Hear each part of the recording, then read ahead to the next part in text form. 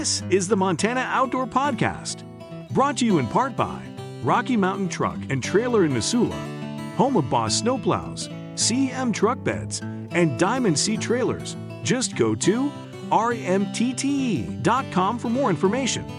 And by Superior Hardwoods of Montana, home of the largest selection of in-stock high-end wood products and flooring in the western United States.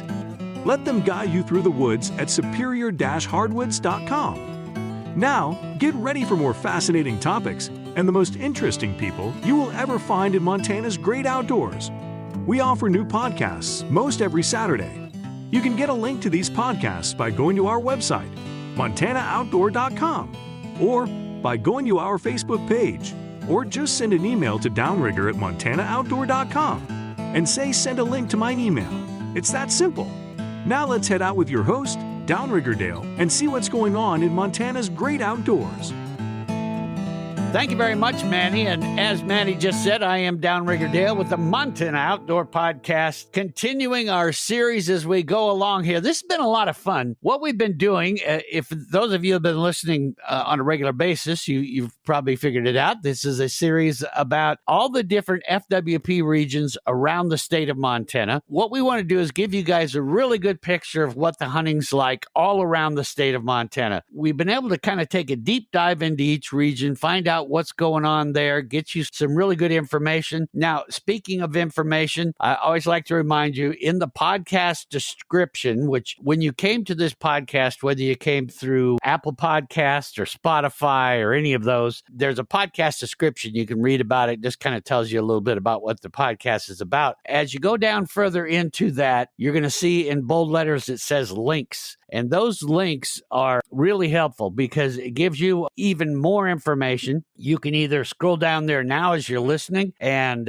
follow along, or go back to it. The podcast is up there forever and ever, so take it in as you like. And that gives you some really good information about what we're going to be talking about today with Brett Dorak. He is the wildlife manager there in Region 7. It gives you some good reference to go back to, everything from block management links to maps to, boy, you name it. So it's all right there. Before we get started, I want to welcome our active military listening from all around the world. We really do appreciate you, the men and women of our armed forces, taking time out. Of course, we appreciate what you do very much, protecting our nation and the other nations around the world. But it's just very humbling that when you do get some time off, so many of you listen to this podcast, and I hope we're bringing a little bit of home back to you, and I hope you get back home soon. Thank you for your service. All of you listening from around the world, and of course, right around here in the great state of Montana, any questions you have, there's a link down there to be able to get a hold of myself or my guest, Brett Dorak with Region 7. And after you listen to the podcast, you may have some questions, and we'll be happy to answer those. Now, let's bring in Brett Dorak. He is the wildlife manager, as I said, of Region 7. Brett, welcome to the Montana Outdoor Podcast. Good to have you along. Hey, thanks, Downrigger Dale. I appreciate the opportunity. Now, Brett, Region 7 is one that I am not as familiar with as I am with the other regions around the state. Just have never had a chance to get down there very, very often. But it's got some really interesting options for hunters around there. And I think folks, as we get along, are going to really enjoy what you've got to tell us about. But before we get into that, let's learn a little bit about you, Brett. Where were you from originally? How did you get into the FWP and all that good stuff? Yeah, well, originally from Wisconsin, northern Wisconsin, just north of Green Bay. Did my high school and my undergrad there, and then in 2009 moved out to Montana. Specifically eastern Montana, north of Culbertson in the Freud area. Initially was helping feed cattle on a ranch, working at a local bar and restaurant, and helping out at the school as I could. And then in 2010, was finally able to get on with Montana Fish, Wildlife, and Parks. Started as a wildlife management area technician, then went into block management as a hunting access technician, and kind of did some seasonal and technician jobs for about 2 years for FWP. And then from there, I moved on to Ducks Unlimited, where I was a habitat biologist for the northern half of Montana. for a couple of years there. And then after covering the High Line for those few years, I then knew that I had to bite the bullet and go back to grad school. So I went back to grad school at the University of Illinois, moved back to the Midwest for 2 years, where I researched Canada geese in northern Illinois. And upon completing my graduate degree, I then moved back to Montana. I was very fortunate to become the Malta area wildlife biologist in Region 6. Worked there for a little over a handful of years before I made the transition down here to Miles City to become the wildlife manager. And I think it's been pretty much about 3 years here in this role. Really been enjoying it, and I love Eastern Montana, so it's great to have this opportunity and be here. Yeah, Eastern Montana is a really cool place. I was born and raised in Western Montana, but then kind of lived all around the world, but came back here just because there's just no place like Montana. Right. But I get over to the Fort Peck region quite often. I got addicted to Fort Peck Reservoir and have not been able to cure that addiction. There are just so many great species over there. But what I love about Eastern Montana is, of course, it's got such great diversity of everything. But the people are incredible in Eastern Montana. They really are. They just... they give their shirt off their back to help you. And that's really special. Not that those of you in Western Montana aren't helpful, but just go to Eastern Montana. You'll see what I mean. It really is a great spot to live and some neat stuff going on there. Let's learn a little bit about Region 7. Can you talk a bit about the region itself and what that is like as far as kind of size and how it's all laid out there? Yeah, so Region 7, we're in the southeastern portion of the state. Approximately 30,000 square miles is our size. And we range habitat-wise from riparian bottoms along the Yellowstone, the Powder, and the Tongue rivers, many other small rivers and their tributaries, to the Missouri River breaks in our north portion, across some sagebrush prairie, some mixed grass prairie, down to some badlands and ponderosa pine forests in the very southeast portion. So we cover a wider range of habitats, and because of that, we have a lot of opportunity and a tremendous array of wildlife. Yeah, it's a pretty good sized region. What would you say as far as the region consists of the lands that are available for folks to hunt on? How much of that would be private? How much is public? Can you give us a little idea there? Yeah, so like we said, about 30,000 square miles, predominantly private lands. About 3/4 of that is private. And the other is made up primarily of federal and state lands, more federal lands and state lands. And we've got 6 hunting districts here in Region 7, and they kind of span the whole gambit of public and private ownership. I would say our hunting district that's got the most public land and opportunity is Hunting District 700. You got the Charles M. Russell Refuge there along Fort Peck Reservoir, and that provides a lot of public opportunity on the public lands. And then it ranges to Hunting District 702 has probably the most limited or restricted. It's about 90% public, 10 or 12% private. And then when you really break it down into what is accessible public lands, that'll vary. And when we define accessible public lands, it's those public lands you can get to either from a county or public road or a waterway, floating your way in. Talking about 702, that's, got majority private land. That 10-12% that is private, about 90-80% is accessible. Or I'm sorry, only about 40% is accessible. So there's not much there, but when you look at some of our other hunting districts, there's 1/3 to half that are public lands and accessible, and then a majority of those are accessible via public roadway or waterway. One of the interesting things about your area and also Region 6 north of you is and for the people west, this might surprise folks. It did me because when I was growing up, I didn't get over to that side of the state much, but a lot of hunting is done, like you were saying, with access by boat. And I imagine, where you're at, that's just a normal thing, but that always surprised me, where you, someone will say, yeah, I got a great elk, and we packed it out, loaded it on the boat, and it's like, wait a minute, you loaded it on the boat, but that's kind of interesting. That's just a normal way of hunting over there, isn't it? Yeah, it most certainly is. Yeah, a lot of elk hunters, mule deer hunters in the break utilize the reservoir. Get a lot of calls, and obviously with AIS and the check stations, we have a lot of boats come through the regional office here in the check stations to get approved to operate on the waterways. So, and then when you talk about the Yellowstone River and the tongue and the powder, typically the tongue and the powder are pretty low in the fall.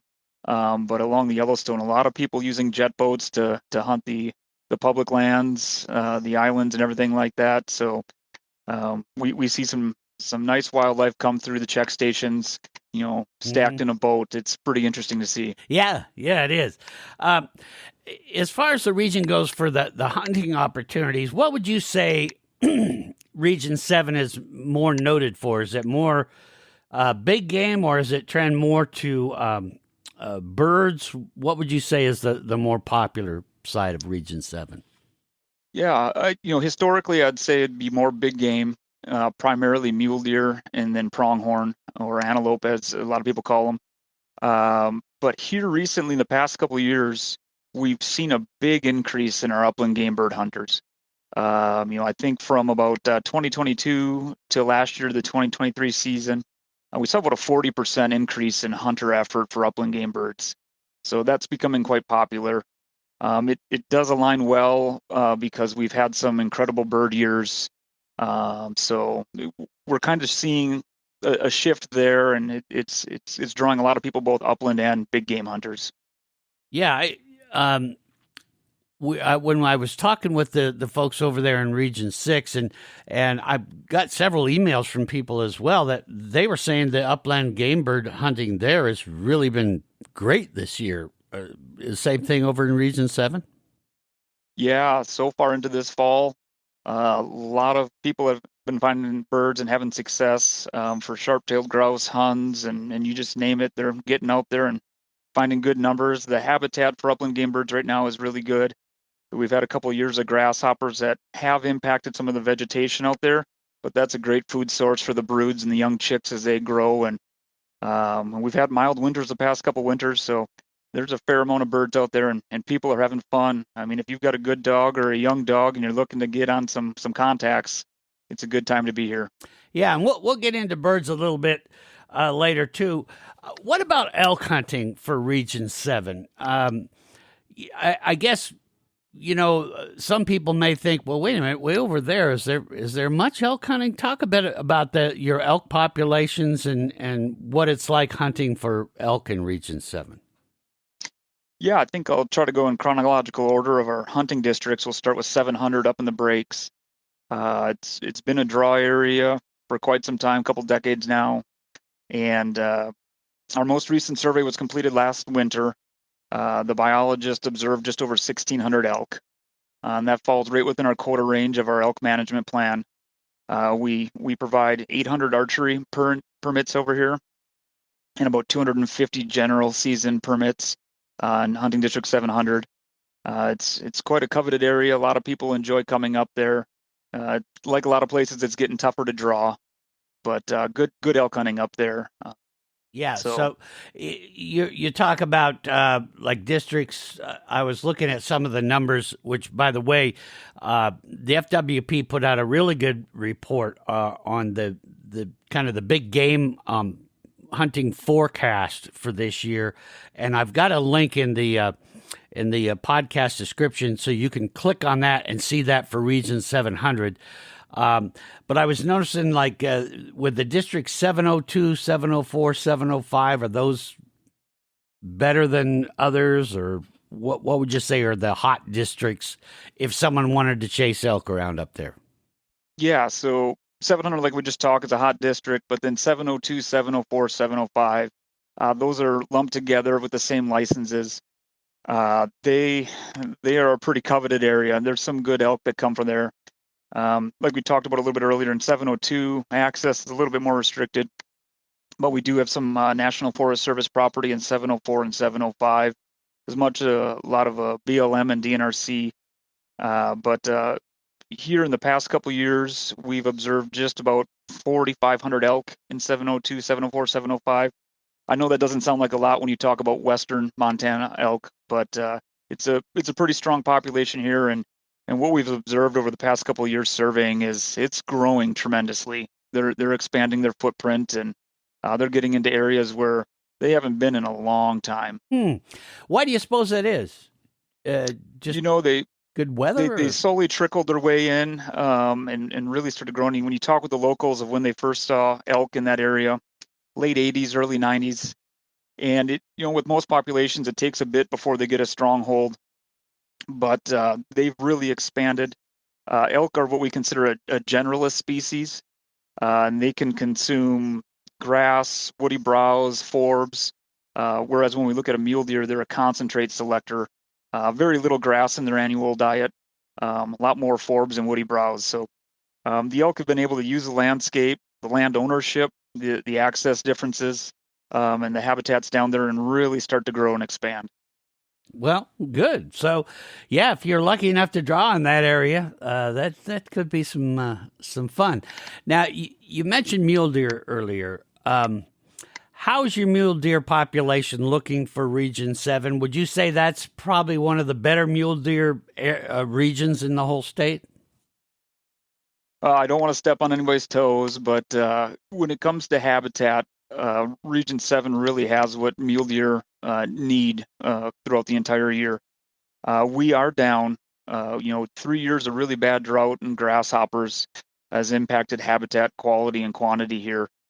A lot of people in the ag industry, had to downsize their cattle herds or bring in supplemental feed, and obviously we can't do that with wildlife.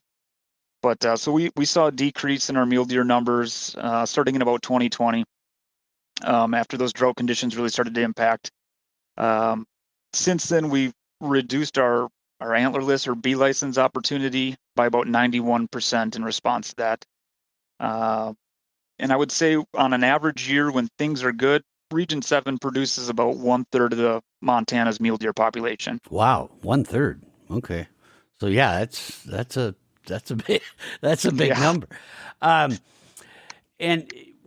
as far as, is it mostly weather related and that sort of stuff as far as the herds dropping numbers? I know we hear a lot about CWD and that's certainly had a negative effect around the state. For Region 7, is that very predominant there? We're fortunate right now that it's not, we don't have high prevalence rates. It is in every hunting district here, rather low, in tens of percentages to a couple percentages. We certainly don't want it to get any higher. Yeah. So we haven't seen any population impacts from that. But yeah, what's driving the population is always going to be the weather in these prairie populations. They're very cyclical. The last thing that really impacted them was that 2010, 2011 winter where we had tremendous amount of snow. And here it's the drought impacting it. So when you see habitats like this, it's moisture that impacts them, either in the form of too much during the winter or not enough during the summer. So one thing that is beneficial, we did have a lot of precip last summer and fall. And fall precipitation really plays big into what we see for fawn numbers the following spring. So we did observe a 20% increase from last year during this spring surveys, but we're still about 40% below long-term average. Okay. That CWD is kind of a weird thing to figure out. I mean, has it always been around? Historically, what do you know about the history of that disease? Right, that's the $1 million question. Has it always been here and we just found it, or is it something new? And everybody has some speculations, but there's no definitive answer. What we do know is that it was found about 50, 60 years ago in Colorado. and it's now expanded to many states and provinces across North America and even some over in Europe. But it's here, and from what we can tell, it's here to stay. So it's changing the dynamic, the landscape, and how we manage things. Yeah, and I think the science of it and understanding it certainly has gotten better and better over the years, and I think now there's really I think some tools that hunters can use to help with slowing that spread and that. Do you mind just touching a little on that as far as hunters go, what we can do to slow the CWD from getting around the state? Yeah, most certainly. The first thing is to help get your animal tested. The CDC recommends not consuming a CWD positive animal. So getting it tested helps us know it's spread across the landscape, the prevalence rates, and how we might have to adjust management based on that. But then when it comes to what hunters can do in the field, it's some pretty simple things, quartering out and deboning your animal if you can, leaving the spinal cord and everything like that in the field other than the meat and what you can bring out. And then if you do have the whole carcass brought out, making sure that that's disposed of properly in the appropriate landfill. And FWP, we've got the maps on our internal on our website that shows where all the class 2 landfills are and everything like that, where people can properly dispose of them. Yeah, and that's going to help a lot. In those links I've told you guys about, you'll be able to take a look at that map, and that should help you. As far as for our mule deer hunters that either love to hunt in Region 7 or maybe want to give it a try for the first time this year, are there any hunting districts that you could recommend to our listeners to say this is going to be a good spot for you? We're all looking for that info, as you know. Right. Everybody's like, where do I find them? Yeah. Yep. Where's the honey hole? But you don't have to give me specifics, I think. So it's tough. When we look at the habitat impact from the drought and the grasshoppers, the northwest area up in the breaks was hit extremely hard for multiple years, and so was the very southeast corner. So those areas are well below the long-term average. I would say kind of that band across the Yellowstone, and when you're looking at 702, 701, 703, those fared better. We still see numbers below long-term average, but they weren't impacted as bad. But that's to say we did see increases across almost all areas this spring.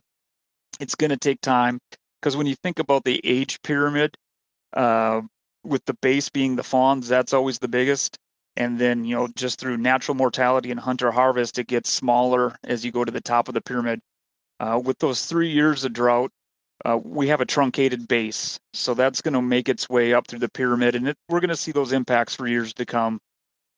We have observed some good age class bucks in the past couple of years.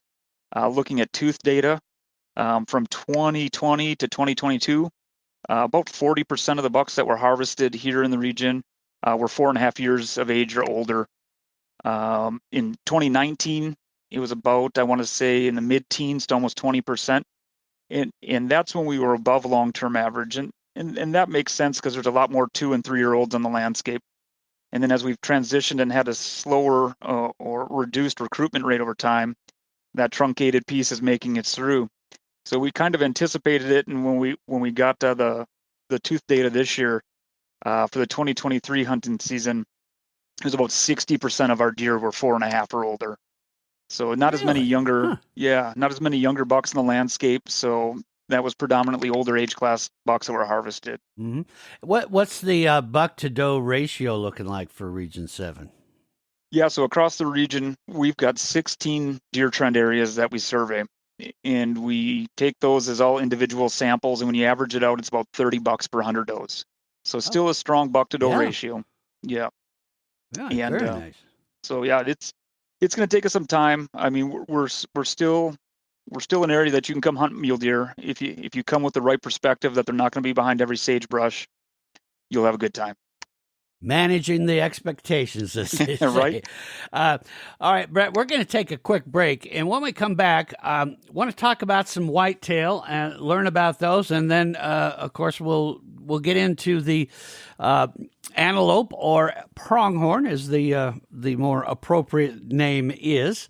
I always get emails on that where, I never know which one to use, because some people go, what the hell are you talking about pronghorn?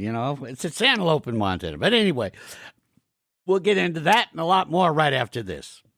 Hey, I want to tell you a bit about one of the great businesses that is responsible for making this podcast possible. I'm talking about my friends at Superior Hardwoods of Montana. They're a well-established Montana company with origins starting way back to 1977. They've been proudly serving the Missoula community and, well, far beyond that since then. Yeah, so no matter where you're listening, they can help you. Now, again, if you have been listening to this podcast for a while, you know that some of the things Superior Hardwoods is most known for are their extraordinary flooring lines. In fact, a majority of those are manufactured right there in their lumber yard in Missoula. And speaking of flooring, they just introduced the Timeless Pre-Finish series. Now, this is a series designed to simplify the overwhelming task of remodeling and replacing the old worn-out flooring in your home. This new series allows you to effortlessly transform any room pretty much instantly. This flooring is made in America and comes in pre-finished maple, hickory, white oak, red oak, ash, and reclaimed oak.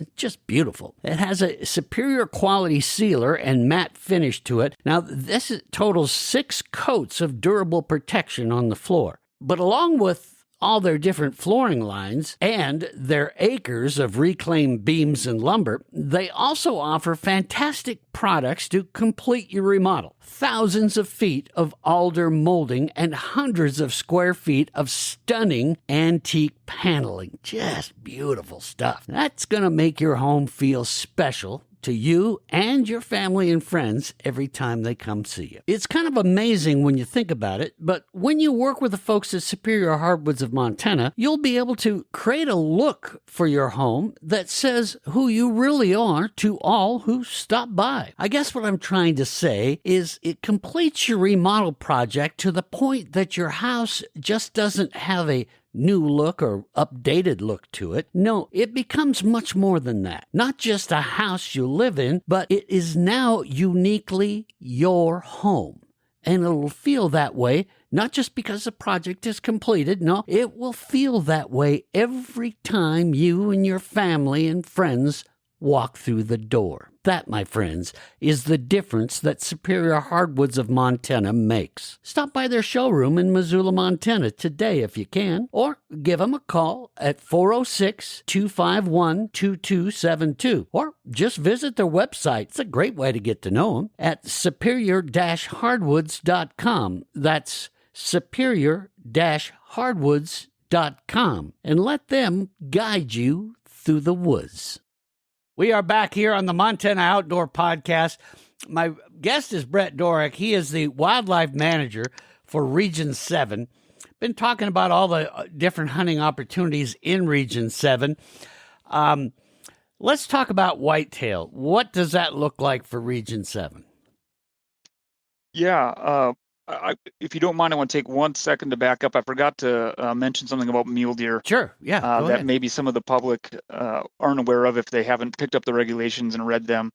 And just like any time, I recommend check your regulations before you go out there. But I forgot to ask you about that. Yeah, there are some changes. Yep. So here this past winter, the Fish and Wildlife Commission passed the new rule that antlerless mule deer harvest can only occur on private lands. So there's to be no antlerless harvest on public lands, and that's with an antlerless license or your general license. I'm really glad that everybody's on the up and up. You reminded us of that. That's really important. And again, in those links, I have a link to all the regulations for everything that you can hunt in Montana there. So no excuses there. You can find it, check it out, and, just familiarize yourself with it a little bit, because stuff changes. There's no way we can remember all that. So it's just a good idea, especially going to where you're going to go, key in on that if you can. So now, back to the whitetail. What is whitetail hunting traditionally like in Region 7? Yeah, so traditionally they're in the riparian areas. We don't have as strong of a whitetail population as northwest Montana. But along the Yellowstone, the Tongue, the Powder, and a lot of the other riparian areas, that's where you're going to find a lot of our whitetails. And being on the riparian areas, they're typically not as impacted by the drought conditions because there's a lot of irrigated crop, and it's just a generally more wet area. But our whitetails have seen an impact in the past couple of years, primarily from EHD and blue tongue. We had a pretty bad outbreak between Glendive and Sydney a couple years ago, and then right in the southeast corner, kind of in that Carter County area. So that's driven the numbers down a bit. But the riparian areas where we have a lot of them, and then we'll have smaller groups out on the prairie, and those are the ones that kind of got impacted by the drought a little bit more. So our harvest for whitetails are down a little bit when we look at our buck harvest, and that's generally an indicator of how the population is doing. We do have a few survey areas that we count whitetails. Those are down a bit. Not as bad as mule deer, but we did reduce our whitetail antlerless licenses from about 8,500 to 6,000. Okay. So for whitetail, again, be sure and check out the regs and all that stuff.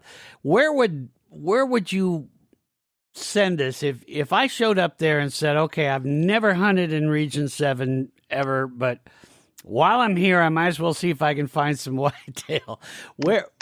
Where would you send me?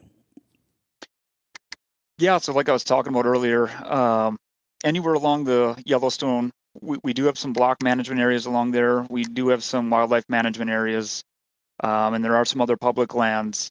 So that's going to be your main pulse, your stronghold of whitetails. You can get into them along the Powder and the Tongue. But if you were here and you said, hey, where am I going to go? I would focus on the Yellowstone and maybe from Miles City west right now, because the eastern portion was hit a little harder with the blue tongue and EHD. Mm-hmm. How about for pronghorn? What is your pronghorn herds looking like as far as, has the population stable? Has it gone down, up? What's that looking like? Yeah, so it did drop after that 2010-2011 winter. That had a lot of impacts across the landscape. Sure did, yeah. But over the past couple of years, we've been stable. I think we might be at a newer threshold for our population. I don't know if we can get back to pre-2010-2011 populations. We've kept our antlerless harvest really low to almost non-existent to try to help that population rebound. And it's just not growing to the rate we would like. But we do have a stable population. We have about 1/3 of the state's pronghorn, our antelope here, with the strongest hold in the very southeast corner when you're looking in that broadest area. So that's a lot of the premier pronghorn habitat for Montana, and that's why we have a lot more there. The Fish and Wildlife Commission this winter we used to be a region-wide antelope license, and now the Yellowstone River divides the region. So we have a north license structure and a south license structure. And when did that start? Was that? So, yep, that'll start this fall. Okay. So that season, this will be the first of its kind. And we adjusted the quotas based on our summer surveys, where we increased south of the river to about 5,000 either sex, and then north of the river, approximately 2,500 either sex. Yeah, the pronghorn are a fascinating critter. I mean that I've always been fascinated by them, in that they cover a pretty wide area, and that talk about like this time of the year when we're getting into this hunting seasons and that.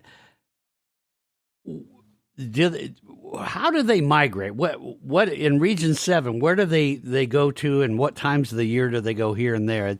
That always fascinates me that they really do cover some ground. Oh, they most certainly do, and we actually just got done with a statewide pronghorn research project, and we had 2 herds here in Region 7 that had a bunch of collars out, and What we've seen is kind of somewhat similar to some other areas. You've got a segment that's resident. There's not much for long scale movements. But in the southeast corner, down in the broadest area, we see some long scale movements, and they'll move from that portion of Montana all the way down to Gillette, Wyoming. Wow. And really? and here recently, Wyoming Fish and Game, they've started collaring antelope in the Gillette area, and we're seeing them come up here. Their antelope come up here as well. So there's some large scale movements going on, and that's great to see that those are still intact. But it's also that research helps us identify some barriers and where we can help, work with private landowners or public agencies and improve those fence lines or those other barriers out there to maintain those long-term movements and help the viability of those populations. Okay. Yeah. I just that really has fascinated me. And the other thing that I find interesting is the popularity of archery hunting for these antelope seems to just keep going up, which, that they're not the easiest critter to get super close to. In Region 7, what have you been seeing there? Are you also seeing a pretty big increase in archery hunting for antelope there? Yeah, we are. Like you said, the interest in archery hunting has increased. That 900 archery series license. You used to be able to get it surplus or over the counter, and now people aren't drawing it when they put it as their first choice. Mm-hmm. So that interest has increased, and we are seeing an increase in archery hunters come to Region 7, both for the antelope numbers as well as the public lands and block management opportunities for them to get out there and chase those fascinating critters. Like you said, I've always joked around with a friend up in Region 6 that the perfect animal would be an antelope that's the size of an elk, because I love antelope meat, but there's never enough meat on them. Yeah. So yeah, that would. Now, if you can create one of those, you would have right? You would have quite the hot region, and that would be a huge critter that can go really fast. That'd be. I don't even know if you'd ever be able to stock up on them. Yeah, I don't know if the farmers would be too wild about that. I don't think so. Can you imagine what they could do to some fences and stuff there? Yeah. How about? I assume, and again, I'm not as familiar with Region 7 as I am with some of the others in the state. How about bear? Is there any bear hunting in Region 7? Yeah, there is. We do have a spring quota and a fall quota. Currently, right now, our spring quota is 4 black bears. There's no sex-specific quotas, and that's for your general spot and stalk hunting. And then we have a separate 2 black bear quota in the spring for those to chase with hounds, so to utilize the hound hunting opportunity. And then in the fall, currently, we have a 12 black bear quota. Okay. So probably not a big destination for black bear for hunters, would you say? No, not necessarily. And what we're observing, at least from observations, unfortunately some conflicts, and then harvests, is that their spatial distribution of those things are spreading across the region. And then when we look at the age structure and the sex of the bears that are harvested, they seem to be getting a little bit older. And so it looks like we've got a black bear population that's growing and increasing. And we're hoping to have some research come here in about 2 years, where we'll be doing hair snares and maybe putting some collars on some bears. And that'll give us a better pulse of what's going on. When you say destination for black bears, it's not. But when we talk to the black bear hunters that are successful, it seems to be an increasing trend that those that are harvesting black bears are specifically going into the field for a black bear. Whereas historically, it was kind of a byproduct. I'm out here for either turkey hunting in the spring, or I'm out here deer or elk hunting, and I've got that black bear license in my pocket, and there's one right there. So, okay. Where do you find black bear in Region 7? Where are they concentrated in a certain area, or just kind of spread around? For the most part, they're south of the interstate, south of the Yellowstone River. We'll have some along the Yellowstone River, but primarily down in hunting district 702, 704, 705. We see most of our harvest on the Forest Service, and that's probably a factor of habitat, but also accessibility. So, hunters can get on that Forest Service readily, easy, and whereas some of the private access for black bears might be a little bit tougher. Not that there wouldn't be access. It's just some hunters don't like knocking on doors, and they see the big green squares on the map, and they're like, I'm going to go there. Yeah. We've talked a lot. In fact, I was talking with the guys over in Region 3, and there's been a pretty big concern, and I know FWP's really put an emphasis on being bear aware, and of course the grizzly bear can be a real dangerous animal if you don't really understand when you're hunting in an area. Grizzlies have not made it to Region 7, have they? Not that we're aware of. We had a rumor last year with a photo that had no metadata with it that we weren't able to verify. Okay. It's one of those potential internet rumors. Yeah. But yeah, they are close to the edges, and it's not a if but when, unfortunately. Yeah. And in September we did a lot of bear aware publications, and we had an event here in Miles City. Even with black bears, we need to be cognizant of what we're doing out there when we're hunting, and if we get that mentality and we're bear aware and we're safe out in the field, that's just going to reduce conflicts and just help us if and when a grizzly bear comes into Region 7. Yeah, they have just, that population has really exploded. I really hope the FWP is successful in being able to take over that management of it, because that's going to get interesting as we go along here. Certainly will. How about wolves in Region 7? What do you find there? Is there a lot of wolves? Is it big numbers, small numbers? What do you find there? We really don't have much for wolves either. On any given year, we'll get a reporting or a sighting. More often than not, it's not validated with a photo or a track or anything that we can investigate in the field. We do have a wolf quota of 6 here in Region 7. We've never had a hunter harvest. I was just going to ask you, has anybody ever done that? Right. There have been some wolves historically that have been shot from reports. And interestingly enough, in the fall of 2021, shortly after I moved down here, south of Miles City here, we had a wolf reported that was hit on the highway. Really? Yeah. So the pictures were sent in, and holy cow, yep, that looks like a wolf. And we went down there and we took genetic samples. We sent it into the lab. It was verified as a wolf, and actually the genetic structure was more similar to those wolves in the Great Lakes than our wolves here. Really? So one can only speculate. It was a subadult male, that it might have just been a roamer that came from the Midwest. I've heard that some other, who was it Region 6 maybe that I was talking to? Correct. That same thing, and so I was just joking, but I said, if you're driving from the Minnesota or Great Lakes area, you see a wolf hitchhiking, do not pick him up. Please don't. Yeah, let's don't bring him around here. Yeah. How about mountain lion? Do you find any of those around the Region 7 at all? Yeah, we've got really good mountain lion habitat. We've got a quota of about 45 mountain lions. There's no sex-specific quota. And we increased that quota to 45 for the 2014-2015 hunting season, and we've had it in place to date. We've never reached that quota. We've been close a few times. The one thing that drives our harvest here, I guess like any kind of mountain lion hunting, is suitable conditions. Getting that appropriate snow for getting the hounds out there and tracking them.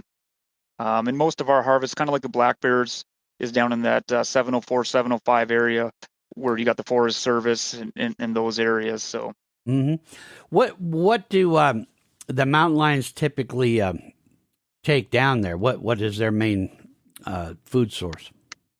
Yeah, so I mean, it'll range anything from your whitetail, your mule deer, to most certainly your elk. And depending on the prey base of the year, they'll get some smaller mammals and everything like that. So, I've always we're hoping. So In, sorry, in your area, I've always wondered about antelope. Have mountain lion ever made a go at one of those? To me, that would just be an interesting race. But right, yeah, most certainly they're taking down some antelope. Interestingly enough, in our antelope research project that we did, I don't think we ever had one verified as mountain lion, but we did have, I believe, two as bobcat. really, So that's pretty interesting. yeah, Yep. wow. Now that one I wouldn't have figured. Huh? No, we were shocked as well.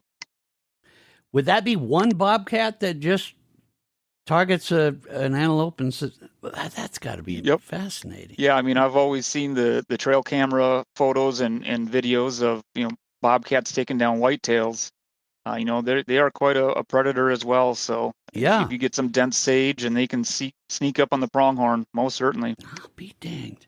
Huh. Um, let's talk a bit about your as far as the bird hunting in your area. Go over that as far as waterfowl, upland, what Region 7 has to offer, where the good areas are for that. Yeah, so across most of Region 7, sharp-tailed grouse can be found. They're a big thing of interest here in the past couple of years, and we have seen some increase during our surveys. So and that increase kind of aligns with what we've seen the hunter interest in. I think from 2023 to 2024, this past spring, we saw about a 7 to 15% increase in our sharp-tailed grouse counts when we look at both males per lek and then just total individuals observed on the lek. So we get a lot of interest for the sharp-tailed grouse. And then the other call and interest that we see is for huns.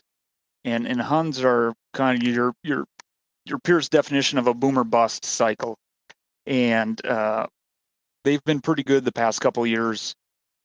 So we've been talking here that this is certainly going to set the expectation for how many huns should be out there. Yeah. But it's not a reality. So, I think in 10 years or so, people are going to be like, boy, it's not like it was in 23 or 24. So, yeah. But, well, isn't that always the case? We always look back and go, well, it was just like the old days. yep. So do you have much in the way of waterfowl that comes through Region 7? We do. The Yellowstone River in some of the stretches stays open through most of the winter. Obviously, when we get those cold weeks that are below 40 below for, 7, 10, 15 days, that freezes up a lot. But we do have a waterfowl survey where we fly the entire stretch of the Yellowstone. And that's typically the first week in January. And that's to help out the feds with their waterfowl surveys.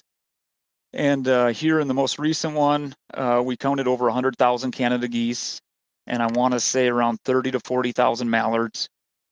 So that Yellowstone River is a big draw for a lot of waterfowl hunters. That and the Bighorn right there on our western border. Region 5 kind of shares some of that, and they see a lot of the pressure as well. We've seen that increase, like a lot of things over the past couple of years, a lot more interest. And just so the public's aware, from the Custer County line east, you can hunt on the river and up in the fields. But from there to the west, to the confluence of the Bighorn and the Yellowstone, you cannot hunt on the river for waterfowl. So that is only field hunting opportunity. Okay. Pretty good landowner participation as far as access goes if you want to chase some of those geese in that?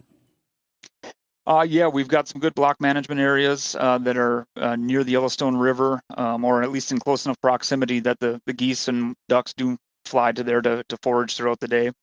Some areas obviously are leased up. Some you can still knock on doors and find access. So it kind of runs that whole gamut. Mm-hmm. Any other of the different species of birds in that are popular in Region 7 that folks like to get after? Yeah, we get some interest for sage grouse. That's been kind of dwindling over the past couple of years, the interest. After 2015, when they were a potential candidate for listing, we saw a quick pulse of people wanting to get their sage grouse in case they got listed. Our sage grouse numbers aren't doing the strongest. We were pretty close to closing our season here in Region 7. But we did see an increase this spring, so it maintained itself being open. If we have 3 consecutive years where it's below 45% of its long-term average, we shut down the season.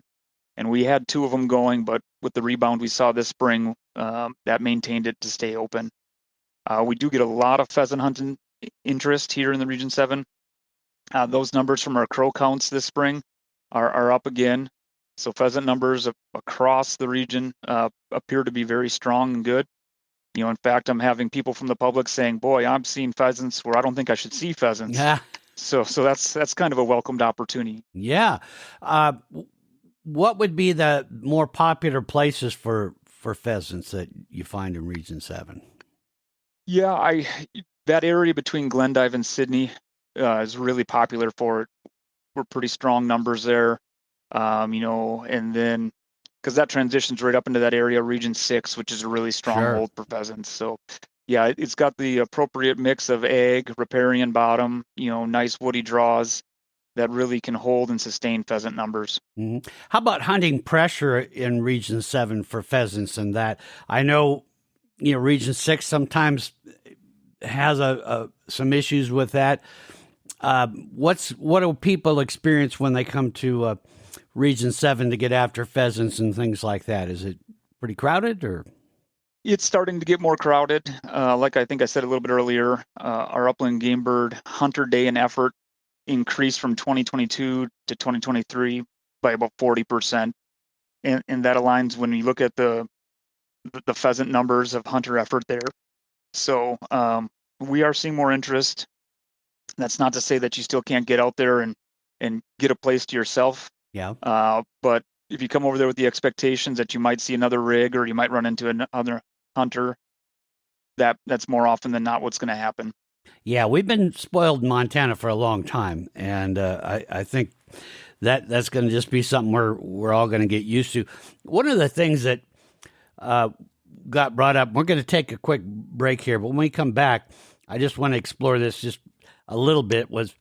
I got a few emails and that from people saying, well, it should be changed that the residents should get part of the season to themselves, and then it opens up to non-residents. So let's talk about that when we come back right after this. My friends at Rocky Mountain Truck and Trailer are proud authorized dealers of some of the most highly revered brands in the world, like CM Truck Beds, Diamond C Trailers, and of course, Boss Snowplows. Now, I know some of you may not want to think about this right now, but sorry, we have to face the fact that before we know it, fall will be over and winter will be with us for a long time. Now, last winter, we got off a little easier than in the past years, but this year it will likely be much different. Now, why do I say that? A while back, I did a podcast with Matthew Rosencrans in the National Weather Service Climate Prediction Center. He said that his long-term prediction models show that Montana and other areas in the Northwest are in for more precipitation this winter. Could be lots more. Of course, that means snow, and that means driveways, parking lots, and roads will need to be plowed. And of course, that means you'll want a Boss snowplow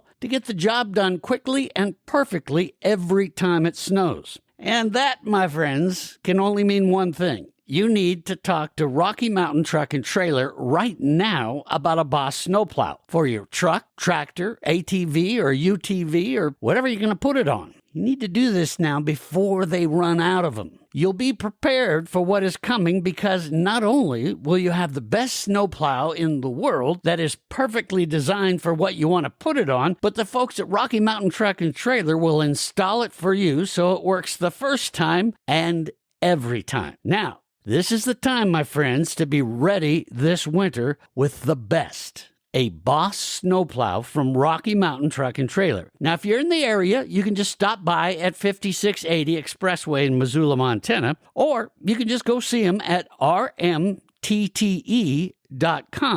rmtte.com. Take a look at all the Boss snowplows they have right now, as well as the other equipment like CM truck beds and Diamond C trailers that will also make your life so much easier this winter. Yeah, there's no better place to get ready for winter than Rocky Mountain Truck and Trailer. Go see them now at rmtte.com. That's rmtte.com. Back here on the Montana Outdoor Podcast, Brett Dorak has been kind enough to spend a lot of time with me today, and I really do appreciate it, Brett, for Region 7 Wildlife Manager there. Before the break, I asked you about this, and I've heard this from, I'm hearing it more and more often of an idea of saying, well, you know, how about give the residents for bird hunting, you know, just to kind of manage that traffic a little bit, give the residents kind of their time before you open it up to non-residents. Is that idea been taking ground? Do you think that's ever going to be a possibility? Do you think it's needed? Yeah, so we've heard that for the past couple of years, and earlier this past year, there was a proposal brought forward to the Fish and Wildlife Commission for that. Based on public comment, you know, this is a public resource, the public trust. Yep. They listen to the social comments and everything like that. It did not pass.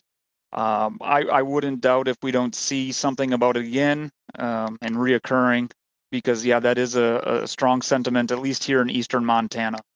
You know, we live here.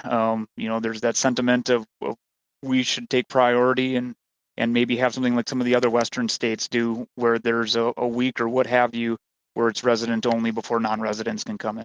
Yeah, and I think that, you know, there's a good point to that. But then on the other side of it, you know, I know a lot of the businesses in the area, and that, I mean, that's a big deal for them. That's that's a big revenue generator when people come in from outside the state, and so that's a tough one. Are you seeing more comments of nah, leave it alone, or is it just kind of starting to snowball where people are really pushing for it? I think it's starting to snowball. It's not the one that's going to run and roll over an entire person yet, but it's starting to grow. And the point you brought up is one big key in the conversation. You hear a lot of people wanting that resident only week or a delayed start for non-residents. But yeah, a lot of these bird hunters and just hunters that come in drive the local economic revenue.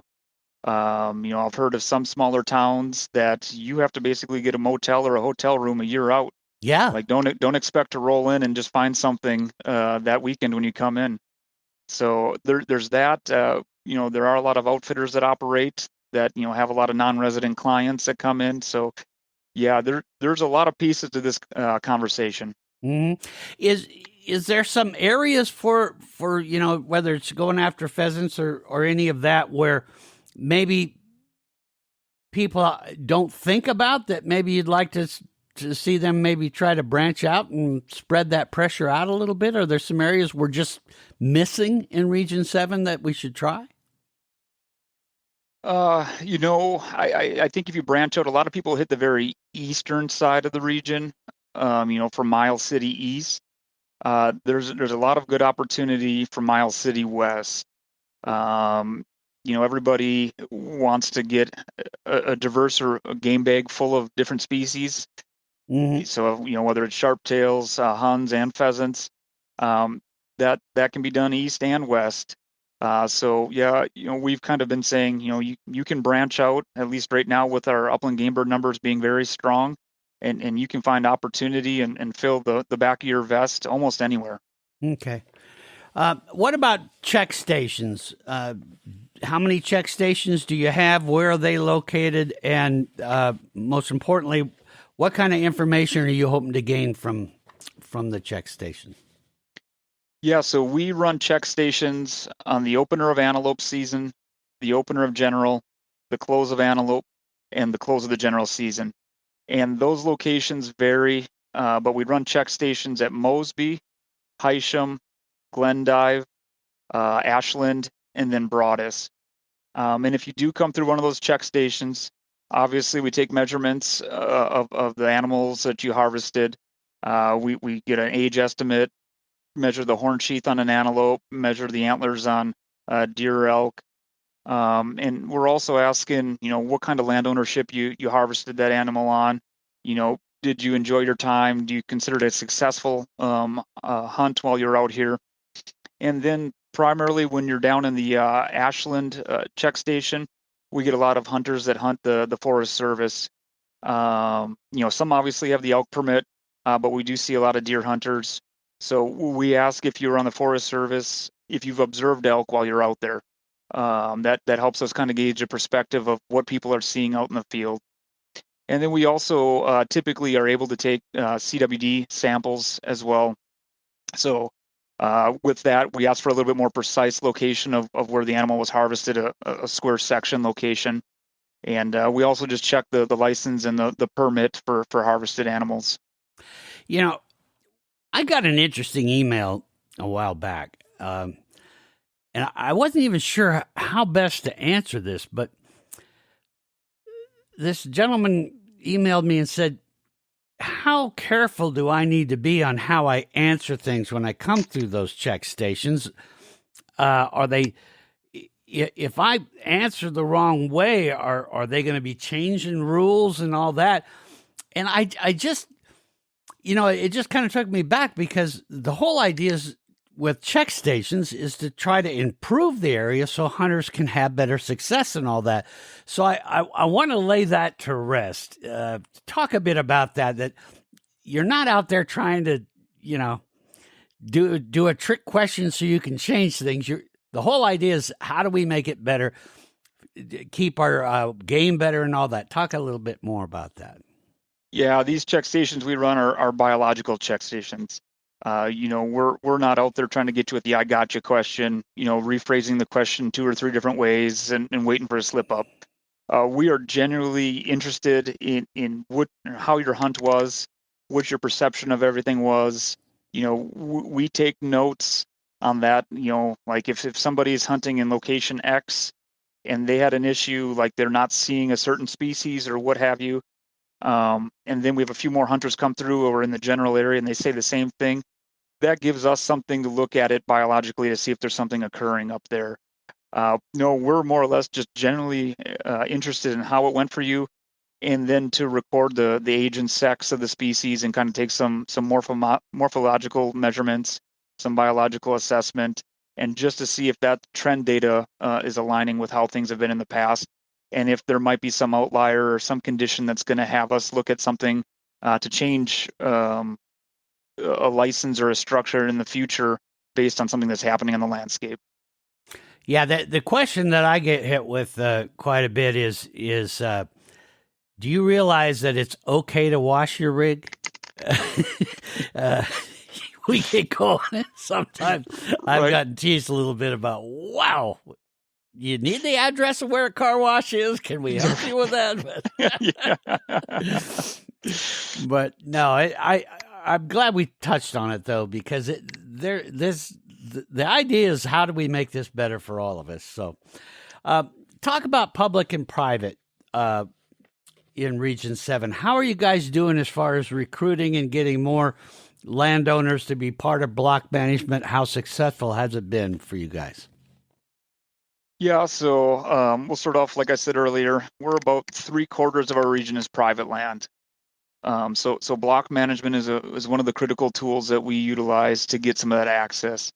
I think right now our block management program has about 2.3 million acres enrolled. Wow. That provides access to private or maybe some landlocked state or federal lands. I think when you look at it as a whole, it's about 1.5 million of just private in those 2.3 million acres. That is a decrease from where we were historically. There have been some steps here in the past couple of years. We've increased the hunter day payment. We've increased the max cap that a landowner can receive annually. So that's shown a little bit more interest. It's still relatively new, so some people don't know. But we're always looking for a way to improve the program and get some more public access out there, especially in a region that's so dominated by private land. Yeah, it's critical. Yeah. And we do have a few other programs that help get access. Our Upland Game Bird Enhancement Program, that's a really strong one, especially as we're seeing more upland game bird interest here. I believe we've got over 100 cooperators enrolled in that program. That's a much smaller program than block management, anything from a quarter of a section to about a section or more. So there is a specific access guide for that that hunters can scroll through and find. And many of those locations are no permission required. You'll find the upland game bird sign there posted on an access point. You park and you go hunt and you have fun. Some are associated with block management. Some you do have to call the landowner, but most are just kind of a park and go, no permission needed. What kind of resistance have you received from landowners? You say it went down a little bit. Is there anything trending there of why that access is diminishing a little bit? What we've seen, speaking in generalities, is kind of a turn sentiment of how they want the land to be managed. There's also, people coming in and leasing the properties that can maybe pay a little bit more than we can. When we talk with the landowners, every agreement, has got its own sideboards. Some changes have a financial impact on the payment. If you're looking to minimize how many species can be harvested or what time people can be out there. And there's the two types of block management. Type 1, where it's got the sign-in box, you sign in there and you can just go. And then the type 2 that requires a reservation. Here in Region 7, about 2/3 of our type 2. And we start taking reservations for those typically mid-August. So that's one way for landowners saying, hey, I don't want my gates wide open. I want 4 or 5 hunters a week.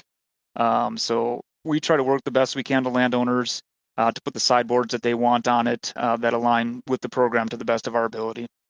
Yeah, and again, I've been trying to remind everybody during this series that I've been doing that this access is so critical no matter what region you're in, and especially Region 7 here. It's how you're going to conduct yourself is going to not only ensure access for you in the future, but for everybody. So that is just really, really big time. I was talking with the guys recently in Region 3, and we were talking about it. And I had talked to a landowner, sent me a really cool email about how some hunters had came back and they stopped in to thank him. They said, hey, where's your trash can? Because we found a lot of trash in certain area, and we just went ahead and picked it up. And he said, man, that really surprised me. I really appreciated that. So that tells you right there, and he said those guys are welcome back anytime, because of that. So, boy, really do try to.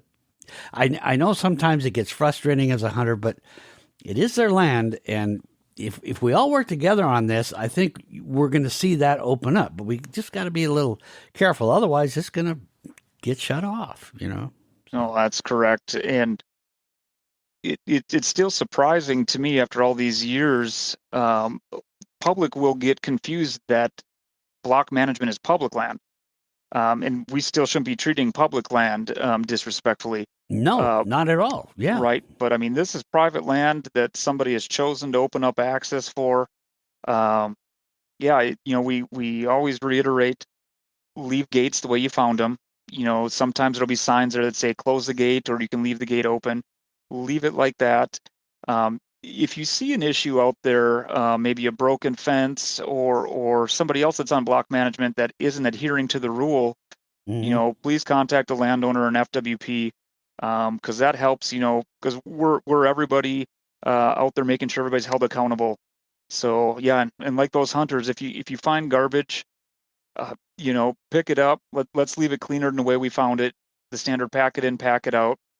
More often than not, I try to give people the benefit of the doubt of, hey, you open the pickup door and it's windy. That's why there's, candy wrappers on the ground, and I'll pick it up. Yeah. But I mean it was disappointing. I was hunting 2 years ago, and somebody chose to defecate right by a sign-in box. That's the kind of behavior that we just can't have. No. So yeah, we can do better. And if we look at every time a chance to improve ourselves, that'll help not only maintain the acreage we have enrolled, but hopefully help grow the program some more. Yeah, for sure. Well, I really hope people adhere to that and try to bring it up. Before we go, Brett, could you talk a bit about what would you say are maybe the top one or two or even three are the main challenges that you have for Region 7? So when we look at it as a whole, hunter opportunity or access to get out there That's a big one. is a big one. And that's a smooth transition from our block management discussion. Always trying our best to work with the landowners, and get that message out there of the programs that we have. They don't fit with everybody, but they do fit with a good group of people. But access is a critical challenge that we're always going to be facing, I feel like. Mm-hmm. Number two is going to become disease management. As we see CWD spread across the landscape, as we deal with EHD and blue tongue outbreaks, any other disease that comes through the region, or even the state as a whole, is going to have big impacts on wildlife populations. And then habitat degradation or loss. We're seeing a lot of development, like a lot of regions. We're seeing a lot of energy development interests. We've got some big wind turbine farms out here. Development and growth is needed in our society, but we can work together. We can find appropriate locations that are going to have as minimal impact as possible. But yeah, access, disease, and habitat degradation and loss is going to be the big ones. Mm-hmm. How about as far as successes go for Region 7? That's probably a tough question, but what are you most proud of about your region?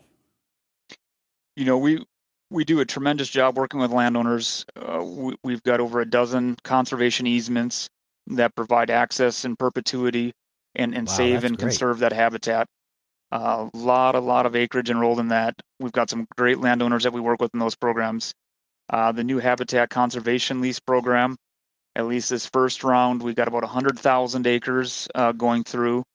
Those contracts should be signed here shortly, and that Wow. provides habitat conservation and then access for about 30 or 40 years, depending on the term length that the landowner selected. Those are some huge successes, as well as the upland game bird program that's grown here in the region tremendously over the past 5 years. That provides a lot of access and improved habitat.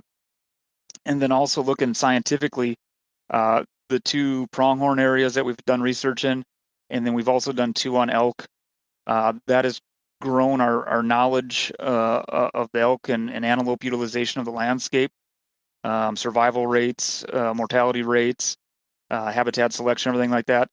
And then hopefully coming in the near future, some mule deer research and black bear research. So that those continue to help grow our knowledge, our fundamental understanding of how they're using the landscape. So those are big successes to get on the board. Mm-hmm. Now, taking your wildlife manager hat off and just putting your hunter's cap on, when you get to go out, what is your favorite game to go after in Region 7? Oh, that's probably the toughest question of the day. Yeah. I love anything in outdoors. I got a new yellow lab puppy, so here recently we've been hitting the upland game birds pretty good. Opener weekend earlier this season for waterfowl was a little warm, so didn't go up for opener waterfowl at least, but going to be getting him on some more ducks and geese throughout the season. I really enjoyed chasing elk with the bow. I've done that a fair amount. Was lucky this year. Got an antelope license. They are my favorite critter to pursue. I really enjoy that, and I love mule deer hunting. So I get out there as often as I can, and then when the hunting season transitions, I really enjoy trapping. The audience won't see it since there's not a visual component, but I've got my trapping hat on. I really enjoy getting out there after the fur bearers. There's nothing better than standing in the Yellowstone, waist deep, belly deep, trying to haul a 60, 70-pound beaver out of the river. Yeah. So that's fun. And then ice fishing. I've got 3 young kids and a wonderful wife, and we love hitting the hard water for any and all species ice fishing that we can. Yeah, that's another thing. It's getting, I think, more and more popular, and a lot of fun. Oh, yeah. We have seen it now where, I mean, even the outfitting and guiding for ice fishing has really grown. Let's close it up with any final thoughts that you have, Brett. Anything we haven't covered that you wish we would have, or anything like that, or closing thoughts on Region 7? I think we covered the whole spectrum pretty well. I just want to thank you for the opportunity, your listeners, for the sportsmen and women of Montana. I wouldn't be in my role managing the incredible resource if it wasn't for the sportsmen and women of Montana, the landowners, the armed forces, like you mentioned earlier on in the podcast. I mean, this public trust is something sacred that we have in North America. It's a passion that I have, that all wildlife staff have, fisheries staff have. So, just thank you for the platform to have this great discussion, and thank you to everybody that's involved in wildlife and conservation.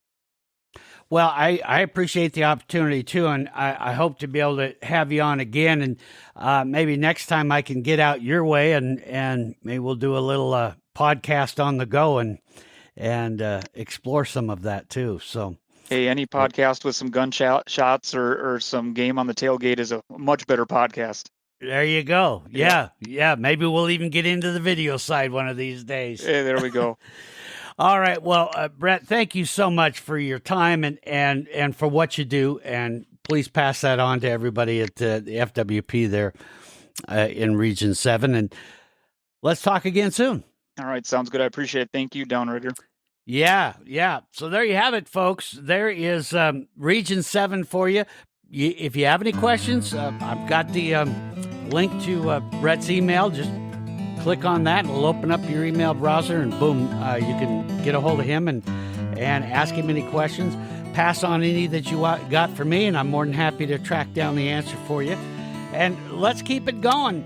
Until we meet again, take care out there, be safe, be good to each other, and we'll see you next time here on the Montana Outdoor Podcast. Thanks for listening to the Montana Outdoor Podcast. It has been brought to you in part by Superior Hardwoods of Montana, home of the largest selection of in-stock high-end wood products and flooring in the western United States. Let them guide you through the woods at superior-hardwoods.com. And by Rocky Mountain Truck and Trailer in Missoula, home of Boss Snowplows, CM Truck Beds, and Diamond Sea Trailers. Just go to rmtte.com for more information. So what did you think of today's podcast? Send your questions and comments to Downrigger at montanooutdoor.com. We should be dropping a new podcast this next Saturday. Until then, we will see you soon out in Montana's great outdoors.